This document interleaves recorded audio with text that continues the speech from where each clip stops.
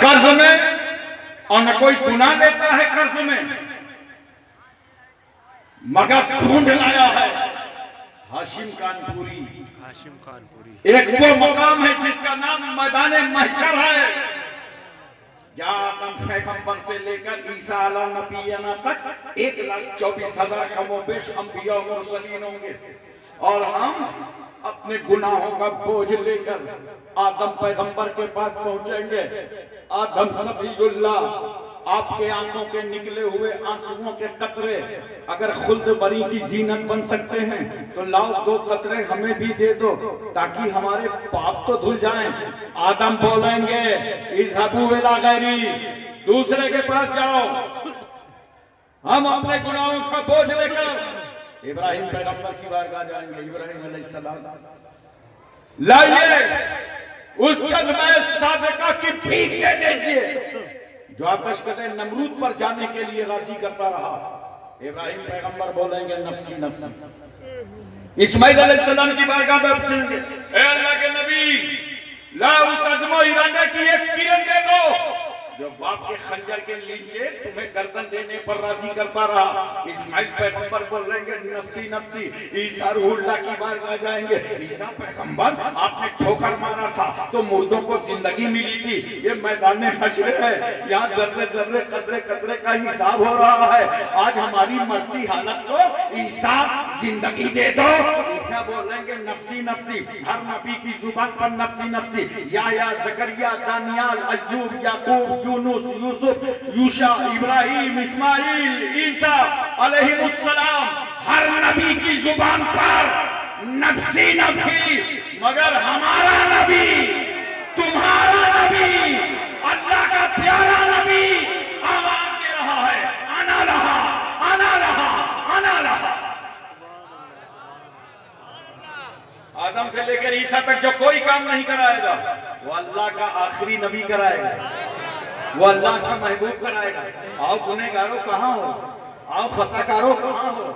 इसलिए मैं कह रहा हूँ मोहब्बत के साथ सोचो, रसूल सल्लल्लाहु अलैहि वसल्लम की सारी तवज्जो गुनहगारों पर, मुस्तफा की तवज्जो खताकारों पर, रसूल की तवज्जो बता रही है, आए अल्लाह ये मेरी उम्मत है, ये सैयदना सिद्दीक़ अकबर हैं, इन्हें तू ले ले, ये फारूक आज़म तेरे, उस्मान गनी तेरे, ये मौला अली तेरे, ये साथ तेरे Saeed Talha Zubair Ammar Abu Dhar Khalid bin Walid Abu Ubaidah bin Jarrah Abdur Rahman bin Auf Suhaib Rumi Salman Farsi Bilal Habshi हजरत अनस अबू हुरैरा अबू दरदा अमीर हमजा। ए अल्लाह ये सहाबा को तू ले ले, ये ताबई तेरे हैं, ये अब्दुल कादिर जिलानी तेरे, मोइनुद्दीन चिश्ती तेरे, ये शहाबुद्दीन सोहरवर्दी तेरे, मेरे मौला ये जितने परहेजगार हैं, ए अल्लाह देख ये कुतुबुद्दीन बख्तियार काकी महबूब इलाही साबिर कलियरी जिंदा शामदार वारिसे देवा मखदूम के चौचा मखदूम जाजमल नसीरुद्दीन चिराग देलवी शाह जमालुल्लाह रामपुरी मुनव्वर अली शाह इलाहाबादी शरफुद्दीन याहया मुनैरी अलाउल हक पंडवी अखी सिराजुद्दीन मखदूम माहिर बाबा बहाउद्दीन बाबा ताजुद्दीन मखदूम शमीना सैयद सालर मसूद काजी सरकार महरेरा शाहजी मियां मुजद्दिद इस्लाम मुजद्दिद अल-फसानी इमाम रब्बानी शेख अहमद सरहंदी तेरे, मुजद्दिद इस्लाम इमाम अहमद रजा तेरे।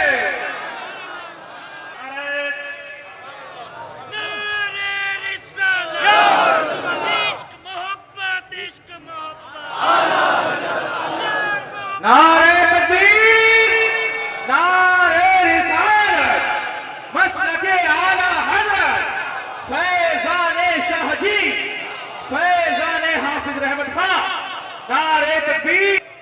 अल्लाह ये जितने परहेजगार हैं तेरे हैं, और ये जितने गुनहगार हैं वो सब मेरे हैं।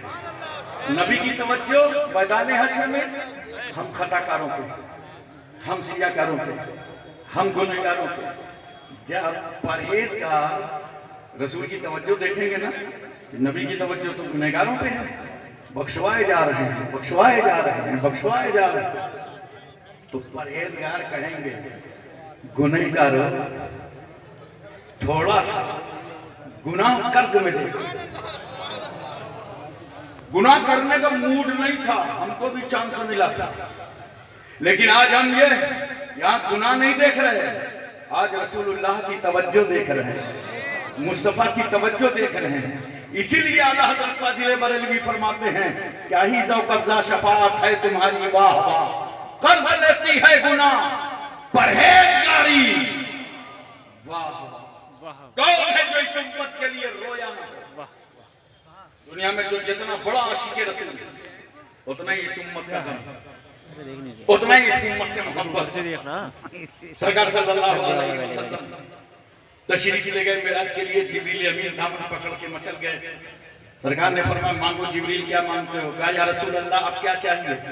जब दामन मुस्तफा मिल गया तो उस खुदा की सारी खुदाई मिल गई, मगर एक बात की इजाजत दे दी जाए कि जब आपकी गुनहगार उम्मत पुल सरात से गुजरे तो जिब्रील को इजाजत दे दी जाए मैं अपने चौड़े पैरों को बिछा दूं और उम्मत मुस्कुराती हुई जन्नत में चली जाए। हज़रत तवज्जो कीजिए जरा सा, कौन है जो इस उम्मत के लिए रोया नहीं? रो आज ये रात रोने की, तुम भी रो अपने बुजुर्गों के नाम पर, तुम भी याद करो अपने असलाफ को, सल्फ सालिहीन को।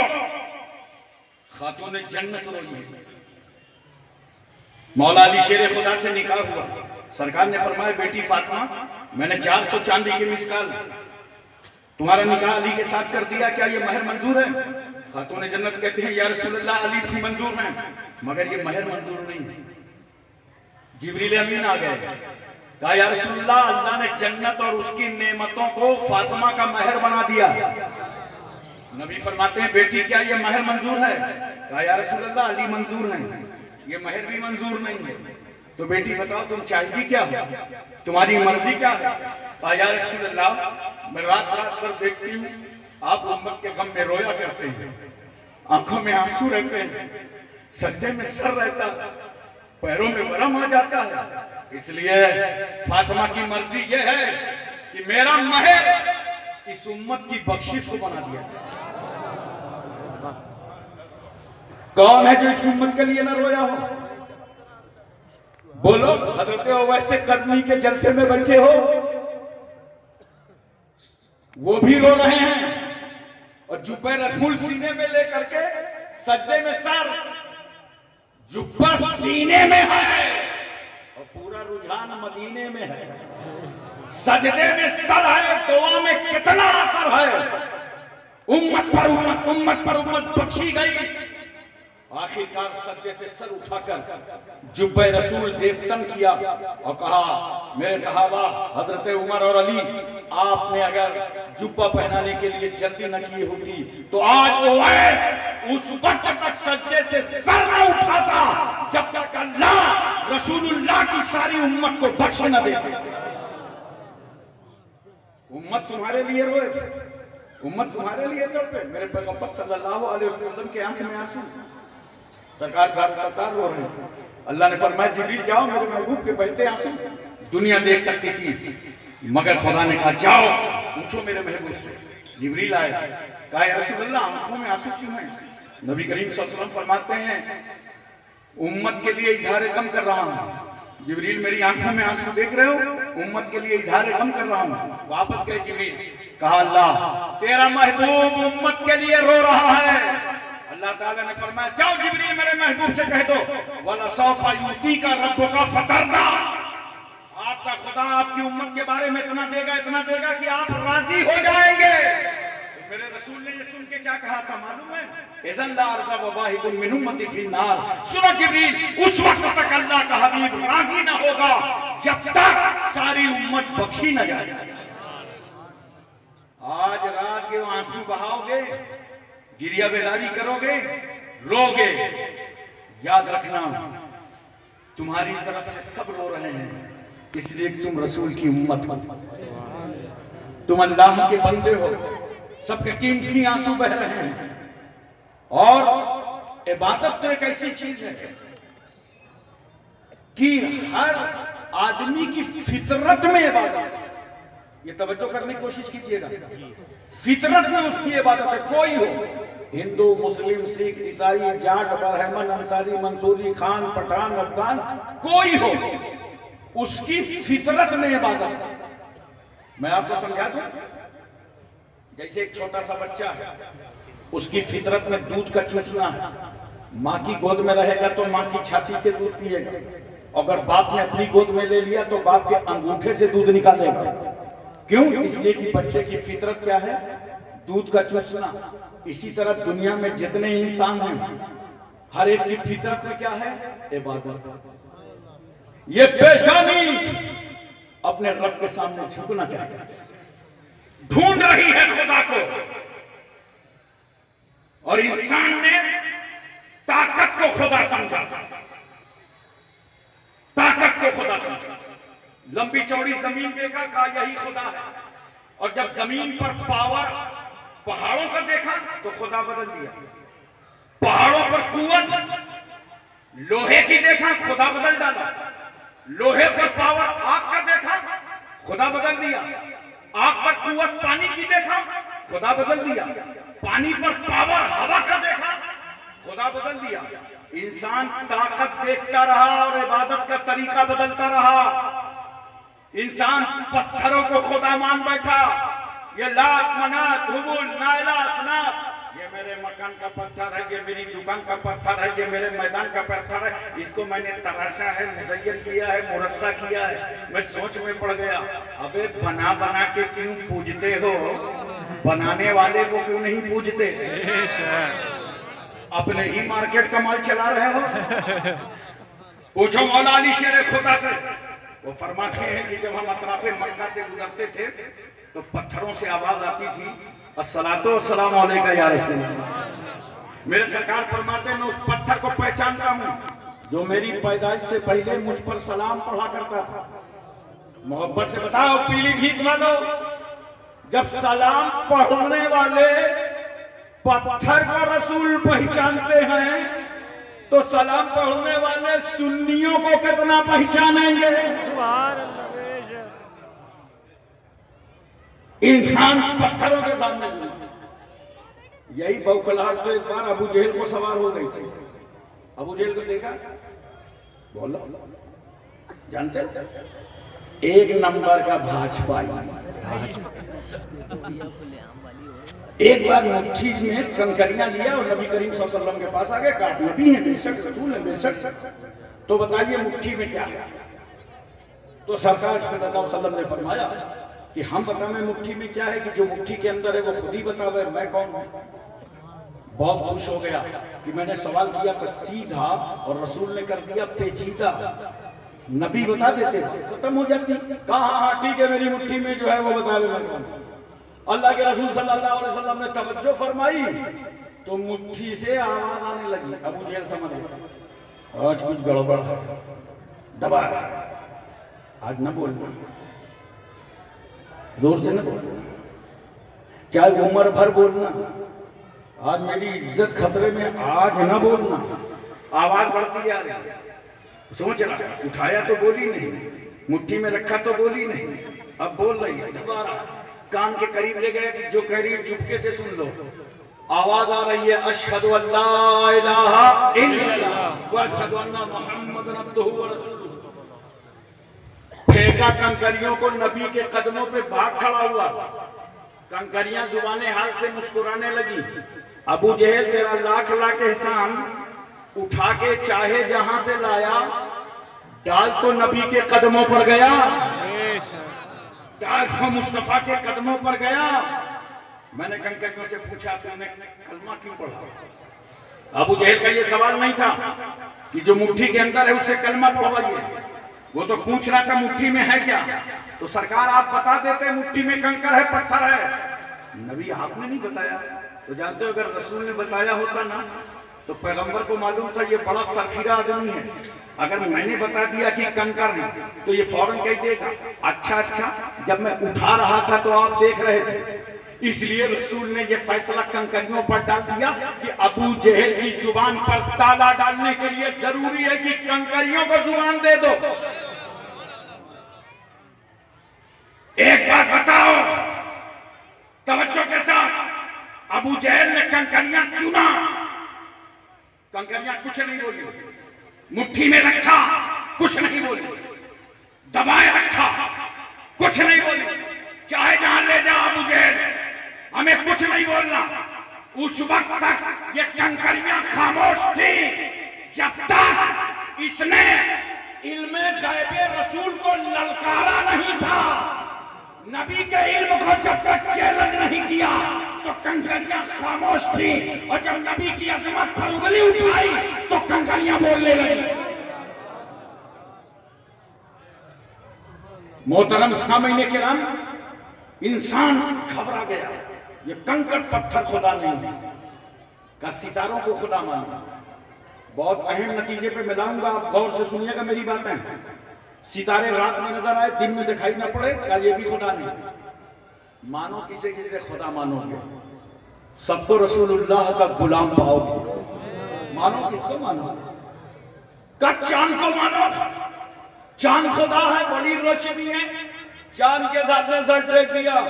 वो रूस का साइंसदा इंसान जब जमीन की पस्ती को छोड़ के आसमान की बुलंदी पर जा रहा था, चांद पर जा रहा था, तो चांद तो खुद ही मुस्कुरा रहा था, कह रहा था नादान चांद पे क्यों आ रहा? तुझे जाना था तो मदीने वाले की बारगाह जाता, जिस रसूल के इशारे की मैं भी ताब ना ला सका और दो टुकड़े हो गया था। पैगंबर सल्लल्लाहु अलैहि वसल्लम ने उंगली मुबारक से चांद के दो टुकड़े फरमा दिए। जब अबू कुबैस पर खड़े हो गए, जब दो टुकड़े किए तो गारे हिरा पहाड़ी पर आधा इधर दिखाई दे रहा था, आधा उधर दिखाई दे रहा था। इंसान घबरा गया, ये चांद भी खुदा नहीं है, ये तो रसूल सल्लल्लाहु अलैहि वसल्लम के इशारे से टुकड़े टुकड़े हो रहा है। का सूरज को खुदा माना। लाखों परेशानियां सूरज के सामने टेक दी गई, तुम ही हो महाराज। इंसान सूरज को खुदा मान बैठा, मगर मकामे साहिबा में जब मौला अली ताखीर से आए, असर की नमाज हो चुकी है, सरकार सल्लल्लाहु अलैहि वसल्लम ने अपना सर पाक जानू अली पे रखा और आराम फरमाने लगे। इतने में सूरज डूबने लगा। एहसासे नमाज में, ख्याले नमाज में अली की आंख में आंसू आ गए। मैं तवज्जो चाहता हूँ, निकले अली की आंख से, ठहरे कहाँ? रुखसारे नबूवत पे, चेहरे रसूल पे। हमने कहा अली, मोहब्बत का सेवा मिल गया। अगर ये आंसू नमाज में निकलते तो मुसल्ले पे जाते, ये तो मोहब्बत रसूल में निकले हैं, तो इनको रुकने के लिए मुस्तफा का चेहरा मिला। पैगंबर ने आंख खोला, अली तुमको किसने रुलाया?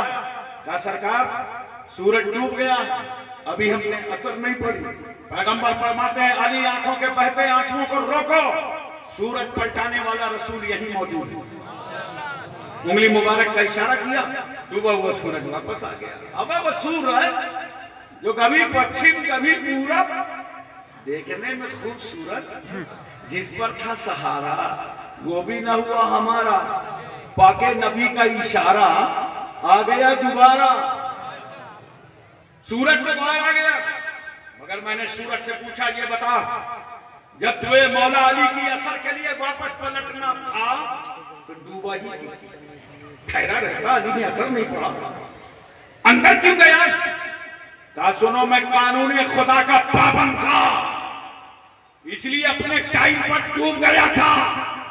डूबा इसलिए ताकि दुनिया कानून खुदा देख ले, और निकला इसलिए ताकि दुनिया कानून मुस्तफा देख ले। मैंने कहा एक बात बता, तेरी वापसी कर, अली असर पड़ रहा है, बाहर तू है, अब डूबेगा तो अंदर कब जाएगा? तो आज डूबने का टाइम मुझे खुद नहीं मालूम। अगर आज के डूबने का टाइम पता करना हो तो अली से पूछो असर कब तक पढ़ेंगे। हाथ जोड़े खड़ा है अली, असर मुकम्मल करो ताकि वापस जाऊं। अली सजदे कंप्लीट करो ताकि वापस हो जाऊं, वरना शेरे खुदा अगर तुम कयामत तक असर पढ़ते रहे तो मैं कयामत तक बाहर ही निकला रहूंगा। इंसान की चीखें निकल गई, सूरज भी खुदा नहीं। किसको किसको मानोगे खुदा? जिसे मानोगे मेरे रसूल का गुलाम पाओ। इंसान थोड़ा सतह से नीचे उतरा, कहा यार ऐसा करो, अगल बगल में देखो ये पेड़ हरे भरे, यही खुदा लगते हैं। पेड़ को दरख्त को खुदा मान लिया, न जाने कितनी नारियल चढ़ा दी। नगर पालिका की सारी टंकियां पानी की खाली हो गई।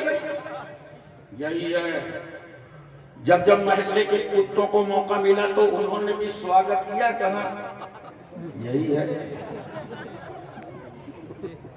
अमर दुनिया दरख्तों को खुदा माने बैठी थी, मगर वो सहाबी रसूल जिन्हें जमाना अबू दुजाना कहता है, फजर की नमाज पैगंबर के पीछे पढ़ते हैं, दुआ की बात आती है, बगैर दुआ मांगे घर वापस। एक दिन एक सहाबी ने अर्ज किया, कहा सरकार अबू दुजाना फजर तो आपके पीछे पढ़ते हैं मगर दुआ में शरीक नहीं होते। सरकार ने पूछा, कहा या रसूल अल्लाह, मेरे पड़ोस में एक यहूदी रहता है, उसके आंगन में खजूर का दरख्त है और ये मौसम खजूरों का चल रहा है। रात को जब मदीने में तेज हवाएं चलती हैं तो पड़ोसी की कुछ खजूरें मेरे आंगन में आ जाती हैं, इसलिए मुझे ये डर है कि अगर मैं दुआ में शरीक हो गया तो कहीं मेरे बच्चे बिस्तर से उठ के पड़ोसी की खजूरों को न खा डाले। तवज्जो है, देखा सहाबी का रिस्क हालात, और हम लोग कितना लपेटा लपेटी कर रहे हैं। अरे बोलो ना यार, हम लोग बेचने वाला बेच रहा हो केला, लगाए हो ठेला, सामने मेला खुद अकेला, आप गए क्या हिसाब देते हो? 50 रुपए। अरे परेशान ना हो भाई, ये काम मेरा है। तवज्जो कीजिए जरा सा और अपने जहन पर इस बात को उतारने की कोशिश कीजिए और जहन अपना यहां तक लाइए। तो मैं ये कह रहा था कि उसने कहा ठीक है 40 रुपए 50 रुपए दर्जन है तो एक दर्जन दे दीजिए, तो अब आपने 12 के बजाय 13 ले लिए। मैं आपसे पूछना चाहता हूं, अगर रिस्क हलाल की बरकतें देखना तो सहाबी रसूल से पूछो, चलते फिरते ठेले से एक चंगुल मूंगफली उठाने वालों, जबरदस्ती मिठाइयों की दुकानों में जाके मिठाई खा के ये कहने वालों कि नहीं मजा नहीं आया। मदीने शरीफ में एक हाजी साहब गए खजूर मार्केट में और वो इंडिया समझ के पूरा चंगुल मार दिया, तो उसने हाथ पकड़ लिया, कहा हाजी हराम। उसके बाद कितनी खजूरें अपने पास से निकाल के दी और कहा हाजी हलाल। बगैर इजाजत के किसी का माल मत लेना, तब तुम्हारी इबादत कबूल होगी, तब तुम्हारी रियाजत कबूल होगी। सहाबी ने कहा या रसूल अल्लाह, उसके घर का दरख्त है इसलिए नहीं आ पाता। पैगंबर ने बुलाया और उससे कहा कि एक दरख्त जो तुम मेरे सहाबी को दे दो, इसके बदले में 10 दरख्त जन्नत में हमसे ले लो। वो बोला नहीं, जन्नत में सौदा तो बाद में होगा, या तो नकद सौदा होगा। हजरत अबू बकर खड़े थे, कहा नादान 16 बाद चला जा, अबू बकर के 10 दरख्त अभी ले ले, एक दरख्त सहाबी रसूल को दे। लेकिन बहरहाल वो राजी हुआ, उसकी बीवी राजी न हुई। सुबह हुई, अभी मदीने में सूरज नहीं दिखा है, क्या देख रहे हैं लोग? कल तक जो दरख्त पड़ोसी के आंगन में था वो उखड़ करके हजरत अबू दुजाना के आंगन में नजर आ रहा है। मैं कहता हूं दरख्त के सहाबी के घर में आना ही था, इसलिए कि रसूलुल्लाह की यही तबीयत थी। और नोट करो, जो रसूलुल्लाह की तबीयत हो जाती है वो अल्लाह की मशीयत हो जाती है। हजरात, इंसान ने कहा कि जब जब अपनी अक्ल से फैसले ले रहे थे, आंखों से देख रहे थे, धोखे पे धोखा हो रहा था। जिसे खुदा माना वो रसूल की गुलामी करता नजर आया। कहा अब अपनी आंखों से न देखो, अपनी अक्लों से फैसले मत करो। इसी मक्के और मदीने की जमीन पर एक पैगंबर है जिसका सर सजदे में पड़ा है, जिसका सर सजदे में पड़ा। इसका मतलब यह है कि रसूलुल्लाह का सर सबके सामने न झुकेगा, सिर्फ अपने रब के सामने झुकेगा। और जब नबी का सर देखा सहाबा ने तो सिद्दीक की गर्दन झुक गई, फारूक की गर्दन झुक गई, उस्मान की गर्दन झुक गई, अली की गर्दन झुक गई। हजरात, मैं एक बात यहाँ पूछना चाहता हूं, अब मुझे मोहब्बत से बताओ, प्यार से बताओ। पहले ना मैं आपकी बात ही पूरी कर दूं। ये शब बारात है, क्या समझे? और इसकी इबादत बहुत अल्लाह की बारगाह में काबिल कबूल है। नवाफिल का एहतमाम खूब कर, कुछ का तो टाइम ही निकल गया। मगरिब बाद जैसे 6 रकात पढ़ी जाती है तो अब तो मगरिब का टाइम ही चला गया। वो तो इमाम साहब ने आपको जुम्मा बता दिया होगा, लेकिन अभी आपके पास टाइम है और आपको टाइम दिया जाएगा ज्यादा से ज्यादा खुदा की बारगाह में तौबा करना, इस्तिग़फ़ार करना, नफिल नमाज पढ़ना और अल्लाह को राजी करना। और ये जो महफिल में बैठे हो ना, ये भी तुम्हारी इबादत हो रही है। अरे जोर से बोलो सुभान अल्लाह, दिल लगा के बोलो सुभान अल्लाह। आपको सब कुछ करके जाना है। अगर इस महफिल से अपना ईमान बचा के चले गए तो ये सबसे बड़ी इबादत है। गुमराह ना होना। आओ मैं तुम्हें बताता हूं, खुदा के वजूद की दलील इल्म नहीं है। इल्म के जरिए से खुदा को मानना ना काफी है, क्योंकि इल्म जो होता है वो ऐसी दलील होती है कि कटती रहती है। सेशन की दलील हाई कोर्ट काट दे, हाई कोर्ट की दलील सुप्रीम कोर्ट काट दे। अल्लाह को मानने का जरिया इन लोगों ने जो डिबेट की, वहम परस्ती फैलाई पूरी दुनिया में अल्लाह के ताल्लुक से। नौजवानों, सोशल मीडिया से दीन न पढ़ो, दीन कुरान से पढ़ो, दीन किताबों से पढ़ो, दीन हदीसों से पढ़ो। अल्लाह को मानने का जरिया इल्म नहीं है, इसी तरह अल्लाह को मानने का जरिया अक्ल नहीं है। वरना दुनिया में कोई अक्लमंद कभी गुमराह होकर न मरता। हमेशा याद रखना, अल्लाह के मानने का जो जरिया है वही इस्तेमाल करना। एक बात बताओ, बुखार चेक करने का जरिया क्या है? थर्मामीटर। तो कोई डॉक्टर साहब मुंह में अगर लकड़ी डाल देगा तो बुखार चेक होगा? क्यों? जरिया गलत है। इसी तरह याद रखो, अल्लाह के आगे सर झुकाते हो, नमाज पढ़ते हो, नवाफिल अदा करते हो, उस रब को एक मानने का जरिया ना इल्म है ना अक्ल है। उसे एक मानने का जरिया नोट करो, ला इलाहा इल्लल्लाह दावा है और मोहम्मदुर रसूलुल्लाह दलील है। कद जाकुम बुरहानुम मिन रब्बिकुम, तुम्हारे पास बुरहान आया, बस रसूल को मानो। याद रखो, इत्मीनान से पहुंच जाओगे एक खुदा तक। वरना ये दुनिया है। मैं आपको अगर उसकी तफसील बता दूं, शमाइल नदवी और जावेद अख्तर इल्हादी ने बाज़ाब्ता ये प्रोग्राम किया था, आधा आधा पैसा खर्चा किया, 7-7 कैमरे लगाए थे, हाल का खर्च दोनों ने बंटवारा किया। और इसीलिए जब डिबेट से उतरे तो वो हाथ रख करके करीब आकर के हाथ चूम रहा था। उसने इनकार कर दिया हाथ चूमने से, हाथ की तरफ बोला मैं झुक रहा था। झुक के जानते हो क्या कर रहा था? उस्ताद कैसी रही ये नूरा कुश्ती थी दोनों की।